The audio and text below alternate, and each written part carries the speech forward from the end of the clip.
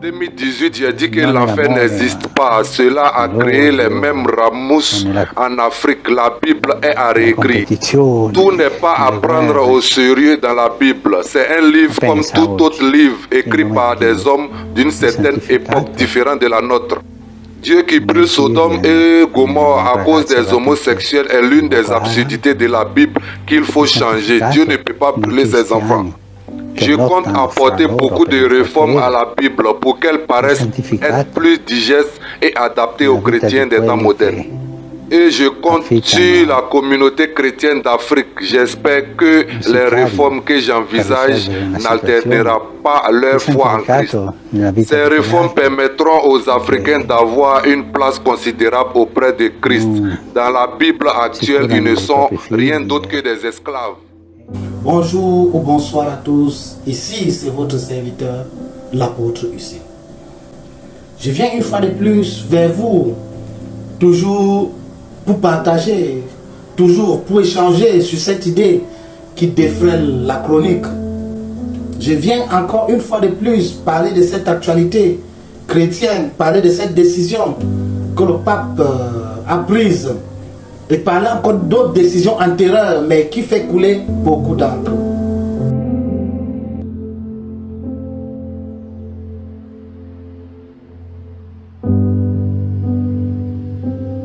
Bonjour, bonsoir chers internautes, chers interlocuteurs, ici c'est votre serviteur, l'apôtre UC. Depuis certains jours, le pape, à cause de l'ouverture, l'amour et plus de tolérance chrétienne, il a décidé, demandé, autorisé que les couples homosexuels soient bénis. Ceci fait parler beaucoup de personnes, ceci a secoué la toile, les États, la religion et consorts. La chrétienté, le christianisme se sentit secoué. Surtout dans la communauté africaine. Parce que dans la communauté européenne, bon, c'est quelque chose de normal. L'homosexualité n'a pas trop de problèmes ici. Il y a quand même la tolérance administrative et consorts. Mais dans la communauté africaine, cela a apporté beaucoup de problèmes. Cela a fait couler beaucoup d'encre. Il y a des collèges d'archevêques partout en Afrique, au Malawi, au Nigeria, au Cameroun, qui contestent, ils ont beaucoup contesté et dit que dans leur collège, dans leur territoire, ils ne pourront pas prendre cette décision parce que déjà les lois et les cultures refusent cela.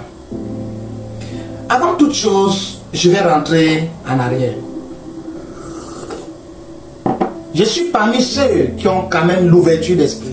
Je suis quand même ceux qui voient au-delà de ce que nous pouvons voir. Je suis quand même quelqu'un qui voit à travers. J'essaye de voir de l'autre côté de la vitre. J'essaye de voir un peu plus loin. Avant ceci, dans les années 2021, il y avait cette suggestion de mettre la Bible à jour. Parce que la Bible, la version de la Bible que nous utilisons, parce que la Bible que nous utilisons est, comme il a dit, n'a pas de mise à jour. Donc la Bible est outdated, comme un anglophone dirait. Comme les anglo-saxons diront que the Bible is outdated. Je ne sais pas pourquoi cela doit faire trop de bruit. Je ne sais pas pourquoi cela doit tourbillonner et tout. Parce que sachant, pour quelqu'un qui a fait la théologie, va comprendre que la Bible contient beaucoup de problèmes. Beaucoup de problèmes historiques. Beaucoup de problèmes d'interprétation et beaucoup d'autres petits problèmes que je vais un peu énumérer certains ici.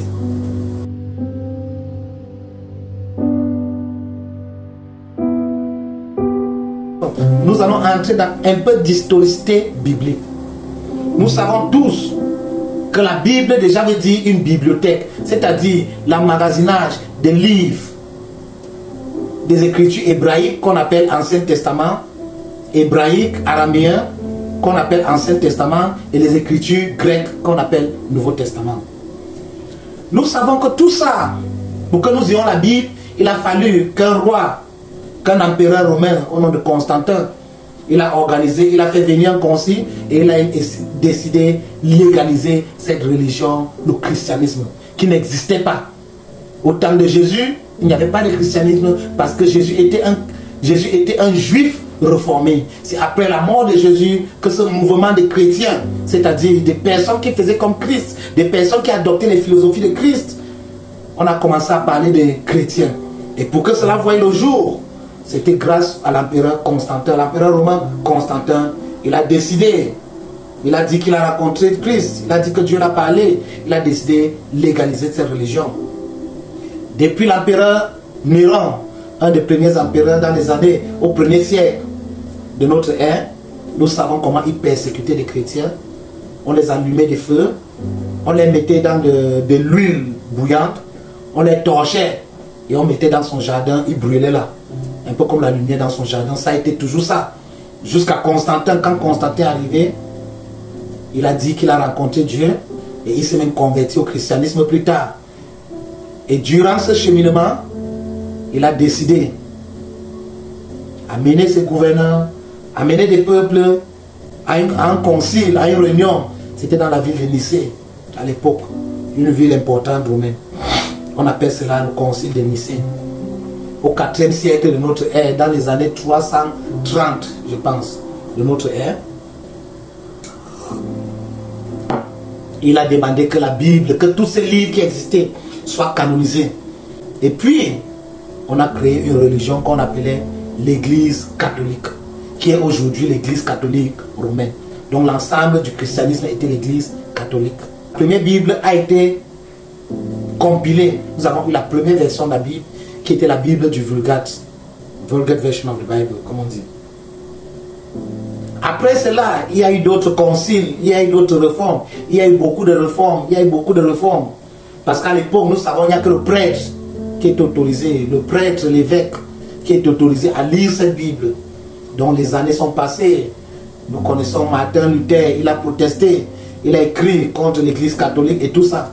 Mais nous pouvons dire que les premiers Bibles sont sortis peut-être au 16e siècle, au public, je pense que ça devait être au 16e siècle que la Bible a été répandue. Nous avons eu des versions où tout le monde avait accès.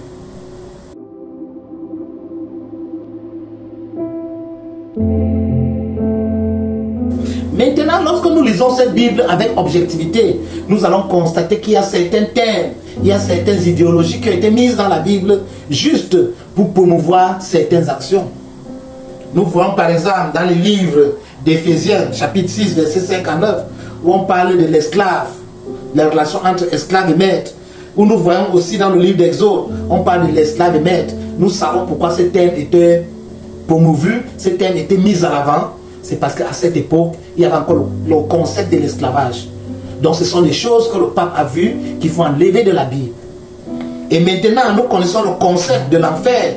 Pour un théologien, quelqu'un qui sait lire bien la Bible, il comprendra que l'enfer, on avait seulement mis ça là. C'était une nouvelle religion, il fallait introduire cela aux gens. Donc il fallait mettre un peu de peur. Donc on a créé le concept de l'enfer. Mais pour des gens qui connaissent l'étymologie des mots qu'on a remplacés pour enfer, c'est-à-dire le Sheol et tout, il comprendra que l'enfer réellement n'existe pas. C'était juste mis dans la Bible pendant les traductions pour faire peur aux chrétiens, parce qu'il fallait quand même qu'on tienne le peuple avec quelque chose. La dissuasion dans la Bible était le concept de l'enfer. Le pape s'est dit qu'il fallait qu'on fasse une mise à jour. Beaucoup de gens ont crié, ils ont parlé, ils consortent. Bon, c'est passé au sous-dit. Maintenant, c'est le concept de l'homosexualité qu'il faille bénir dans l'Église catholique. Pense que la réforme biblique, la réforme églisienne n'a aucun problème, parce que l'Église a toujours traversé des réformes. Nous connaissons des livres qu'on appelle l'apocryphe, d'autres appellent deutérocanoniques, des livres deutérocanoniques. Il y a plusieurs livres qui ont été enlevés avant qu'on ne mette la Bible publique. Il y a d'autres qui ont été ajoutés et qu'on sort. Pour ceux qui connaissent l'histoire de la Bible a été mouvementée, des livres enlevés, d'autres mises et qu'on sort, des traductions simplifiées, amplifiées et qu'on sort. Et tout ça, il y a eu beaucoup de modifications. La population noire, au lieu de défendre certaines idéologies, ils se mettent à combattre plutôt l'homosexualité. Je pense que ce que mes frères africains devaient combattre, ce que mes frères africains devaient militer pour, c'est la polygamie. Jusqu'à aujourd'hui, je ne sais pas pourquoi l'Église ne célèbre pas la polygamie, parce que quant à moi, je sais que la polygamie est biblique. Non seulement la polygamie soit biblique, nous allons voir dans toute la Bible, Dieu ne s'est jamais levé contre la polygamie. Je pense que mes frères africains, les prêtres et consorts devaient militer pour que la polygamie soit reconnue dans la Bible. Nos cultures africaines devaient être rapprochées vers la Bible. Parce que nous avons beaucoup de cultures qui n'ont pas été mises dans la Bible. Parce que cette Bible, lorsqu'on était en train de compiler cela, on n'a pas tenu compte de certaines sociétés comme la société africaine. Donc la Bible devait être un livre modèle pour les peuples occidentaux, mais on devait aussi tenir compte du peuple africain. Mais qu'à cela ne tienne, je pense que nous devons avoir des religions qui vont promulguer notre culture africaine. Parce que notre culture africaine, lorsque vous regardez très bien, elles sont bibliques. Mais comme beaucoup ne savent pas, ils croient toujours que nos cultures ont des problèmes. Mais ce que je pourrais dire aux jeunes chrétiens, ce que je pourrais dire aux chrétiens, c'est de comprendre ceci. Il n'y a rien à ce qu'on actualise la Bible. Il n'y a rien de mauvais. Pour que nous ayons la Bible en public, cette Bible, ça a été compilé par des catholiques. Par les catholiques.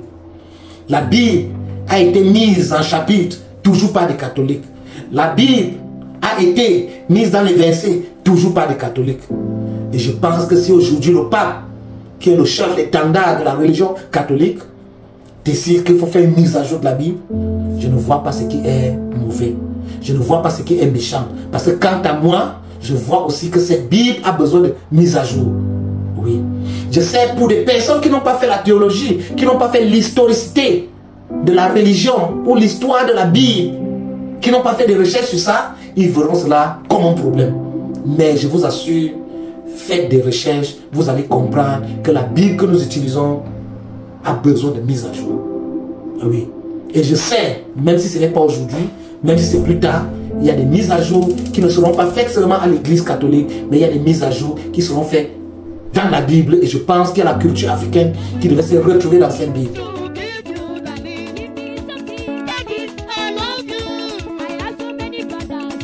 Merci beaucoup, merci à tous, merci à ceux qui me font confiance et merci de toujours m'écouter. Même si ce que je vais dire aujourd'hui va sembler une bêtise dans vos oreilles, continuez à écouter parce que Paul a planté, Apollos a arrosé et Dieu a fait croître. Merci chers tous et à très bientôt. Ciao.